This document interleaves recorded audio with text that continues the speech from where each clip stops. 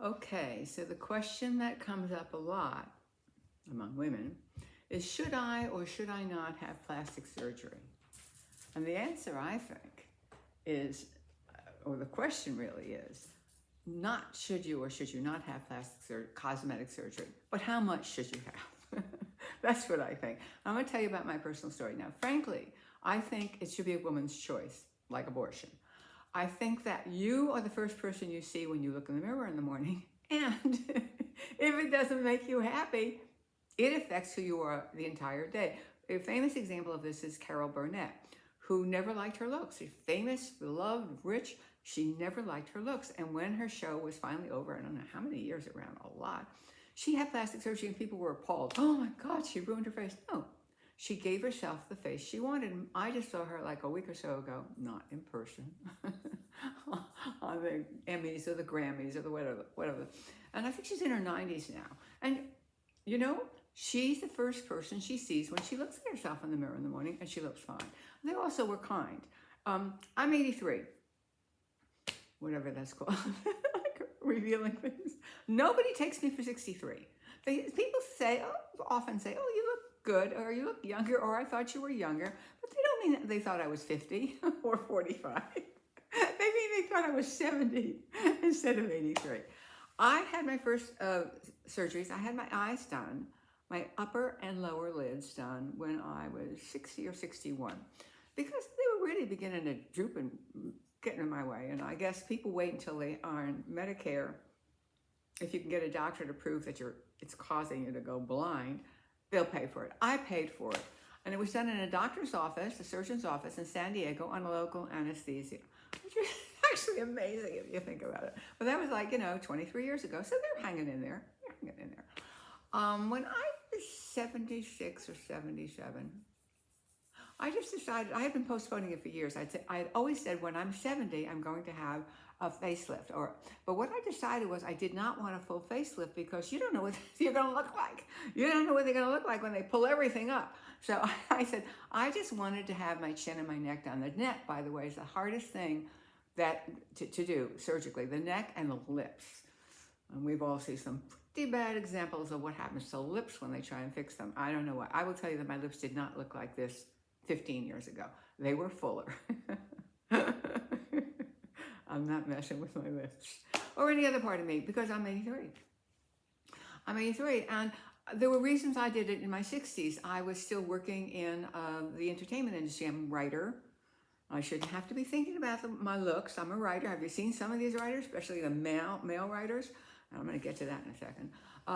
So I really wanted to keep a youthful appearance. And then in my 70s, I'm single. I live alone. I'm very, very well aware that people treat you the way you look. Later I'm going to drop over to Walmart. I have to buy some hooks for a shower curtain. And, I don't have to put on a nice sweater or wash my face or anything. But I do. I really do. Because people are always judging you by your appearance, so that even if you haven't had any cosmetic surgery, blah, blah, blah, blah, blah, blah, blah. I, as a woman, know I don't get away with stuff that a guy could get away with. I don't get away with that. And the way I'm treated is often based on the way people perceive me. And the other thing about being older is you don't want to look old if you can avoid it, because old people are victims. We're the ones, the women who get our purses stolen. We're the ones who get punched in the face because we look old and helpless. So children and older people. I know, it's terrible, but that's the truth of the world we live in. I think it's a little less true, or I feel it's a lot less true in Mexico, where I live, in Baja California. And I lived here for many, many reasons. The major reason I moved was for veterinary care for my dog. And then I found out what Medicare really meant. And I went, oh my God, if something awful happens to me and, I'm chronically ill or I can't do something, I could wind up in poverty in order to get government assistance. Oh my God. I went, that's crazy. So, again, because I'm single, because I've been a writer my whole life, and because I have the ability to adapt, I consider that more important than the facelift. I have the ability to adapt. So one of the adapting things I did was to decide I would have my chin and my neck done. And that's hung in there since around considering my age. The other things you can't really control. You lose a lot of moisture.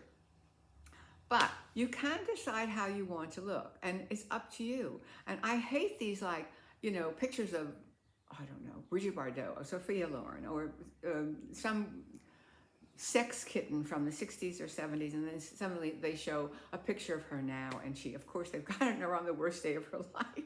I'm sure she, and you go, oh my God, it makes us not want to get old. Let me tell you something. Getting old is good. You want to get old. Hang in there. They don't show like Clint Eastwood when he was like a gorgeous hunk and he was in the 1970s. And have you seen Clint recently? Nobody's criticizing him on the basis of his looks, that he should have a facelift or get a, hairpiece or something. So we know this. We know this, ladies. We know this. Here's what I say. There can be too much cosmetic surgery, and you've seen examples of that. We're not movie stars. We don't have to look like a movie star or try to. I'm not appearing in Vegas. Ever. So far so good. I had very good surgeons. I had my cosmetic surgery done once, I said, in San Diego. I don't even remember the name of the guy who did that. But he wrote a book on eye surgery. And then I went into Cosmed, which is pretty famous. And they're in Tijuana. Those doctors are pretty famous. They've been written up by Oprah. They've been in her magazine. They're not the cheapest, but they're really, I think, among the best surgeons you can find. And by the way, both of them are board certified in the United States as well as Mexico. And if you go to any surgeon outside of the United States, you want to look for that in them. And the cost of it is about a third of whatever anything's going to cost you in the United States. So if you've been thinking about this and you wonder what you should do what feels good. Do what makes you happy when you look at yourself in the mirror in the morning. And by the way, I love Carol Burnett.